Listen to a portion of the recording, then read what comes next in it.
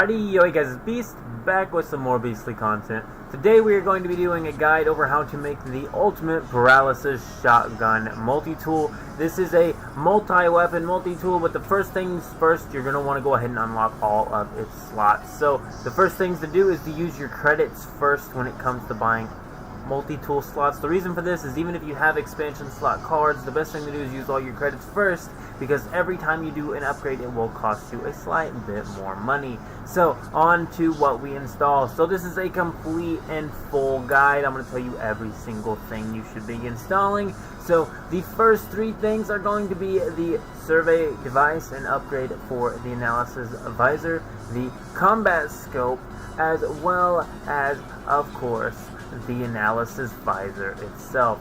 These three are just key base items you want to have on your multi-tool so that you don't have to switch to another one just to do common things like scanning the world and things. Very common items to have, but I would definitely have the combat scope. This combat scope is necessary mainly for the shotgun aspect of this paralysis shotgun build. Anyway, the next thing that you might want to install is going to be a terrain editor. Now, I think I might have uninstalled this for a second, but we did end up installing it later. But sometimes I like to build my multi-tools where one of them is for the terrain editor and all the other non-combat things, and then I'll build it as just a combat weapon. However, this one is a bit of a all-in-one. So I also gave it a cloaking device. The next thing you're going to want to do is go to a Criminal Galaxy and buy as many of the suspicious packets for arms and tech. I usually buy the goods too because there are great things in those things, and they're almost like loot boxes, but they're absolutely free and you just have to spend credits on them. Anyway, so the next thing you're going to want to actually do is, I had a pulse spitter here, but you're going to want to open those packets up and see which one you get the most of when it comes to the main base weapons. For this example, we're using the scatter blasters. We had 5 of the suspicious mods for the scatter blaster. You're going to want to install the shell greaser and the scatter blaster. We will be moving these in a second, and as you can see here, we uninstalled the pulse splitter upgrades we had on here. However, we did end up adding these back later after we had finished the rest of the important items. Also, you can see I stuck my scatter blaster in our first supercharger slot here. This isn't the best supercharger slot array, I am aware of this. However, when it comes to shotguns, 20,000 damage potential is all you're gonna ever need to fight any enemy, especially if you use the paralysis mortar, which for some reason I don't see that many people using. But as you can see here, we now have 3 of these upgrades installed. However, I went ahead and installed every last one of my scatter blaster upgrades. We're then going to be doing a little bit of a comparison with these and seeing which one of these is the best one to keep. You could do this better by just installing them, and if they're bad mods, uninstall them, and maybe not have to use as many mods. However, my method is always just going to be to install them all and then keep the 3 best ones. That's just the best way to do it for me. That way you're not sitting there looking for specific percents or anything else, and you can constantly be upgrading it just by having some open free slots that you can be placing those down in, and then deleting everything except for the 3 best, and also be upgrading your weapon over time. For now, our build is only going to reach what is basically 20,000 damage potential for its shotgun.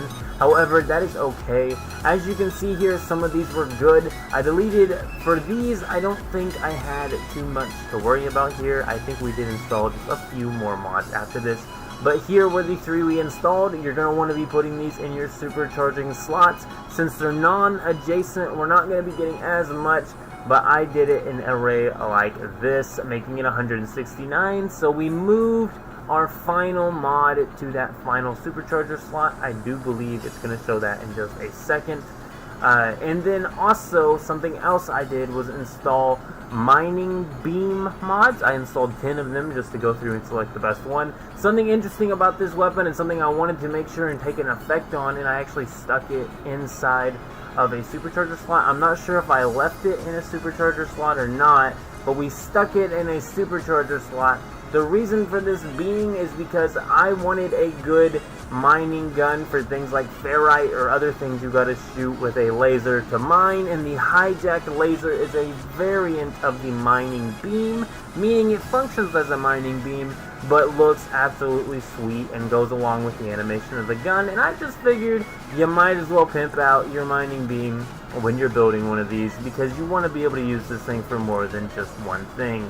I will go ahead and show you at the end of the video how well this thing does on mining ferrite and other various things. We did just try it out on ferrite, but I am very interested in seeing how fast it will mine through some carbon plants. Now, we mainly just started uninstalling the low stat, 1 stat mods. We kept that first one for a little bit, but we will be removing that once we realized there was mods with multi-stats for this one.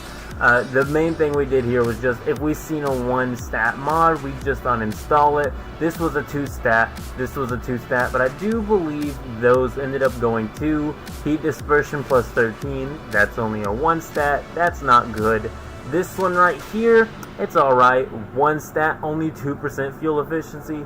Get that out of here. There is way better mods to be taking that space up there. And then you see mining speed plus 6 here.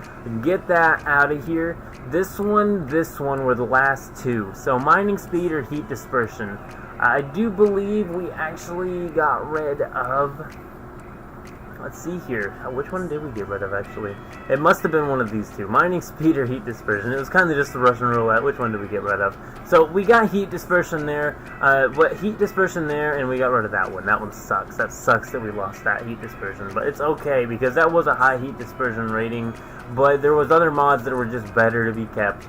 3 mods is the limit for any sort of thing you're modding here. There is going to be a few more mods to come for this, though. As a matter of fact, for the mining beam. The next thing, though, that I would suggest to install is a personal force field. This can help during combat if you are starting to get a little low on health and you need to shield up, and for some reason your paralysis mortar's out of ammo, even though it just uses like unstable plasma or something. But we'll get on to that in a second. I do see that is now installed. This is what we have installed in the last minute while I was talking. The waveform recycler mod, that is for our scanner. We have a scanner installed. We have I do believe that's the oscillator, which is, and also optical drill is a mining beam mod. Just install these mods I'm showing here. So volaptic amplifier, and then we also have the paralysis mortar. So the paralysis mortar will paralyze your enemies. That is very, very important. We also got some mods installed for the plasma launcher. This would just allow us to make our heavy weapon here. So we also installed the plasma launcher and got some mods for it installed, ensuring us having also a heavy, more of like a grenade-y type weapon we could pull out if we needed to be doing some heavy damage on. I wanted this to be a multi-tool. It was a multi-tool, not just a shotgun. But mainly the key damage points here is going to be that it is a wonderful, wonderful shotgun.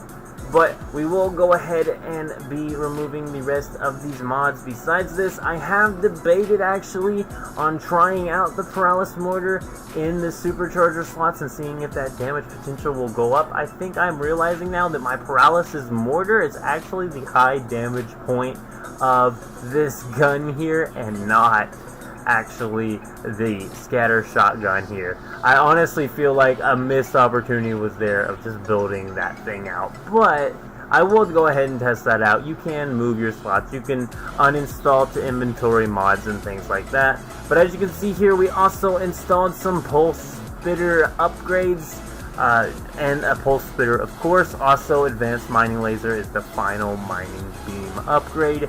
That means our mining beam is at its maximum potential, I do believe. I don't think there's any other mining beam upgrades we did. As for any other upgrades, I'm thinking that should be it.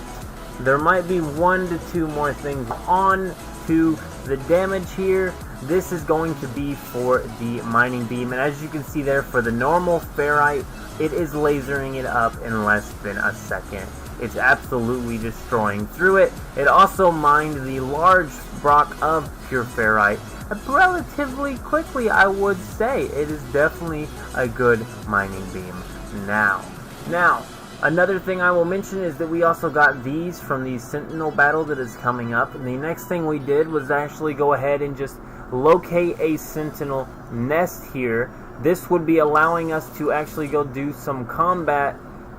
And when we actually got to the combat, I'm going to go ahead and let y'all see what's going on here. The damage from this thing is phenomenal. I'll also mention that the Paralysis Mortar makes handling larger enemies extremely easy. I'm not sure why some people are out here recommending to just build a shotgun with no paralysis or anything like that, or no combat scope, because one, combat scope makes a shotgun way easier to use in this game. If you have not used the combat scope before on your shotgun, it will make a world of difference in this game, especially if you're on controller. If you're on keyboard and mouse, I could understand not using one, but I highly suggest installing it anyway, because even on keyboard and mouse, I love me a combat scope. I'm not a CSGO player, so I'm going to use a combat scope. However, one of the other alternate modes we had was a Paralysis Mortar, which will allow us to paralyze our enemies. We also have a mod on there that is actually going to be upgrading the damage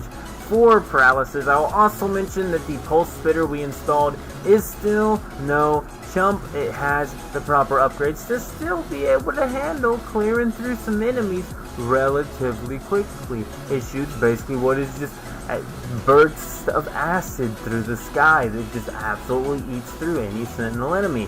Very good. But I do believe, guys, this is gonna be the end of the video, guys. This has been the ultimate paralysis shotgun. We're not doing nothing crazy like 4 supercharger slots where you have to go to a very specific galaxy and you gotta find all the glyphs and whatever. Okay, look, if you got a gun you like, use it. It's gonna get 4 supercharger slots. They do not have to be adjacent for you to be doing plenty of damage. But I do believe we're gonna be out, guys. Now, go ahead and leave a like on the video if you did enjoy it, like I said, and keep it beast mode.